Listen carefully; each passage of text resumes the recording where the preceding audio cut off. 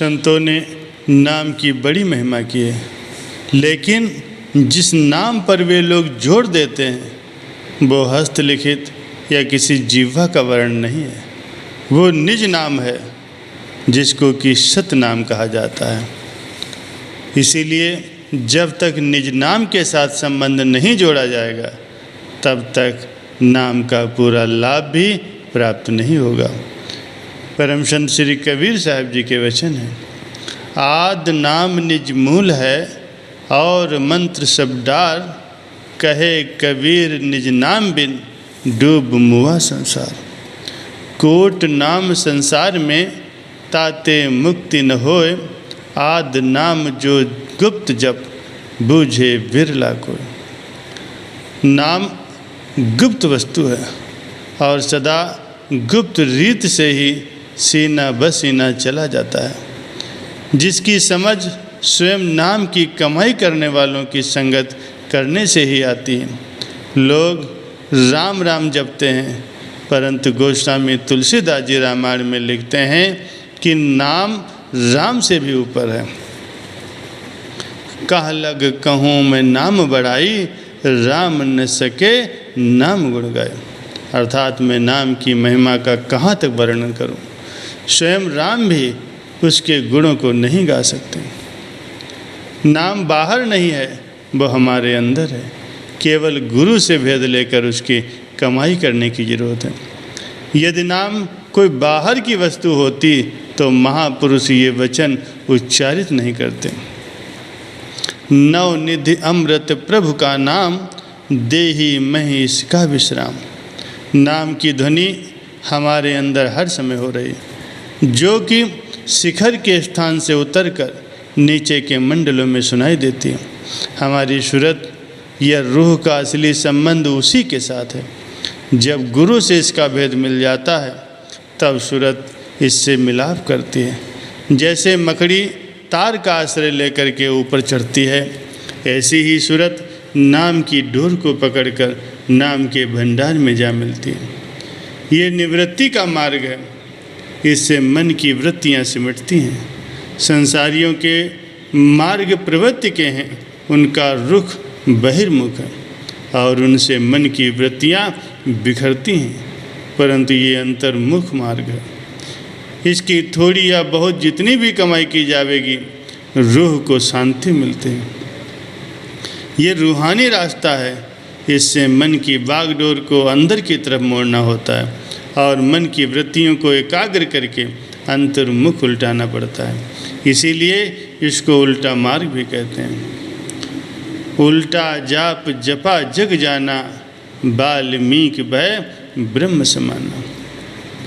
ये अजपा साधन है और नाम सब जपने पड़ते हैं, लेकिन इसमें जिह्वा, तालु, होंठ आदि किसी भी अंग को हिलाने डुलाने की आवश्यकता नहीं होती। ये आप से आप होता है और इसकी कमाई करने से सूरत को एकाग्रता और आनंद की प्राप्ति मिलती है और गुरु के बताए हुए निशाने को दृष्टिगोचर रखकर अभ्यासी सहज की तरक्की की तरफ अपना कदम बढ़ाता है। क्योंकि ये निशाने का तीर है जो अभ्यास की सहायता से एक दिन अपने निशाने पर जा लगता है। जो तीर यूं ही फेंका जाता है उसका परिणाम विश्वासदायक नहीं होता। यही कारण है कि मनुष्य नाम जपते जपते हार जाता है और हाथ पल्ले भी उसके कुछ नहीं पड़ता। माला फेरत जुग भया, फिरा न मन का फेर, कर का मन का डाल दे, मन का फेर। कहते हैं कि कोई सेठ नाम का बड़ा अभ्यासी था। उसकी स्त्री ऊपर के पूछा बाट में बहुत ही विश्वास करती थी, लेकिन आंतरिक मार्ग से बिल्कुल ही बेखबर थी। वो चाहती थी कि उसका पति भी कोई नियम धर्म अथवा पूजा पाठ आदि किया करे। कभी कभी अवसर पाकर वो अपने इस ख्याल को पति के सामने भी प्रकट कर देती थी। वो उसकी बातों को सुन तो लेता, परंतु कोई खास उत्तर नहीं देता था।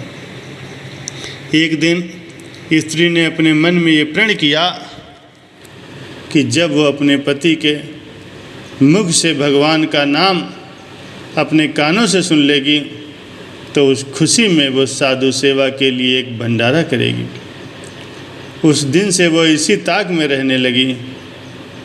कभी नहाते धोते, खाते पीते या सोते जागते किसी भी समय वो अपने पति के मुख से भगवान के नाम का उच्चारण सुने, परंतु उसे कभी भी सफलता नहीं मिली। एक बार रात के समय सेठ सो रहा था और स्त्री जाग रही थी। जो ही सेठ ने करवट बदली तो स्वाभाविक ही उसके मुख से राम नाम का शब्द निकला। ये सुनकर वो बहुत प्रसन्न हुई। मन में निश्चय किया कि प्रातःकाल होते ही साधु महात्माओं को निमंत्रण भेजूंगे। जब दिन चढ़ा, सेठ जी पलंग से उठे, स्नान करके भोजन पाया और नित्य के स्वभाव अनुसार दुकान पर चले गए। पीछे स्त्री ने क्या किया कि हलवाई को घर बुलाया और भांति भांति की मिठाइयाँ पकवान तैयार करवाए। गरीब अतिथि साधु महात्माओं को बांटने आरंभ कर दिए। ये चर्चा सारे शहर में फैल गई। सेठ ने भी सुना कि आज उसके घर में भंडारा है। सायंकाल को दुकान बंद की और घर पहुंचकर जब भोजन आदि से निवृत्त हो चुका तो मुस्कुराते हुए बड़े धैर्य के साथ अपनी स्त्री से पूछा, सुना है आज तुमने भंडारा किया है, ये कैसा भंडारा था? वो झिझक कर बोली, पतिदेव, जब से मैं आपके घर में आई हूँ आपके मुख से भगवान का नाम मैंने कभी नहीं सुना। मेरी ये इच्छा थी कि जिस दिन मैं आपके मुख से राम नाम का शब्द सुन लूँगी उस दिन साधु सेवा में कुछ अन्न दान करूँगी। जो आज वो इच्छा हमारी पूरी हुई। रात को जब आप सो रहे थे तो करवट लेते समय आपके मुख से राम नाम का शब्द निकला था। उसी खुशी में ये भंडारा किया। सेठ बोला, क्या सचमुच नाम निकला था?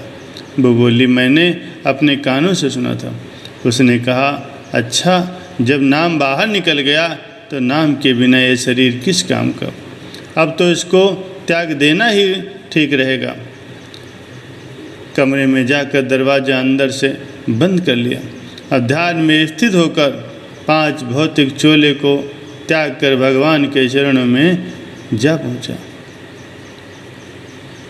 सुमिरन ऐसा कीजिए दूजा लखे न कोय, होंठ न फरकत देखिए प्रेम राखिए कोय।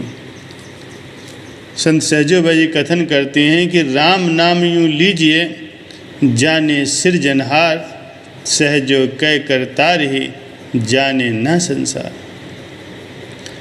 बैठे लेटे चालते खान पान व्यवहार, जहाँ तहाँ सुमिरन करे सहजो ही निहार। जागत में सुमिरन करे सोवत में लिवलाए, सहजो एक रस ही रहे तार टूट नहीं जाए। संतों ने बात तो साफ साफ कह दी है कि कोई पर्दा नहीं रखा, लेकिन असल बात फिर भी गुरु के अधीन है, क्योंकि गुरु की आकर्षण शक्ति का असर हमारे अंदर कुछ खास तरह का परिवर्तन करता है और सूरत संसार की ओर से सिमट कर आपसे आप अंतर्मुख होने लगती है। गुरु का नाम हमारी सूरत को अपनी ओर खींच लेता है। कारण यह है कि गुरु ने नाम की कमाई की होती, इसीलिए उनके वचन में कुछ खास किस्म की तासीर होती है। वो अधिकारी सेवक के मन में ज्यों का त्यों उतर जाता है। जो लोग पुस्तकों को पढ़कर अपने आप ही नाम की कमाई करने लगते हैं वे नुकसान उठाते हैं। कारण यह है कि इस मार्ग में पग पग पर काल और माया के खतरे मौजूद हैं। जिसके साथ गुरु का हाथ शामिल नहीं है वे निसंदेह ही उन खतरों का शिकार बन जाते हैं। एक संत कहते हैं कि सद्गुरु की शरण लो, क्योंकि ये रास्ता बिना सद्गुरु की सहायता के बहुत ही आपत्तियों और कष्टों से भरा हुआ। संतों का मार्ग बिल्कुल आसान और सरल है, इसमें कोई खास कठिनता नहीं है। नाम की कमाई उठते बैठते, खाते पीते, सोते जागते और सांसारिक कार्य व्यवहार करते हुए बिना किसी खास पाबंदी के की जा सकती है। स्त्री पुरुष, बच्चा, बूढ़ा, जवान सब बड़े ही आसानी के साथ इसको कर सकते हैं। शर्त केवल एक है कि पूरे गुरु की चरण शरण प्राप्त हो। उनकी आज्ञा और मौज में चलते हुए ये लोग सुखपूर्वक व्यतीत करें और अपना परलोक भी संवार लें।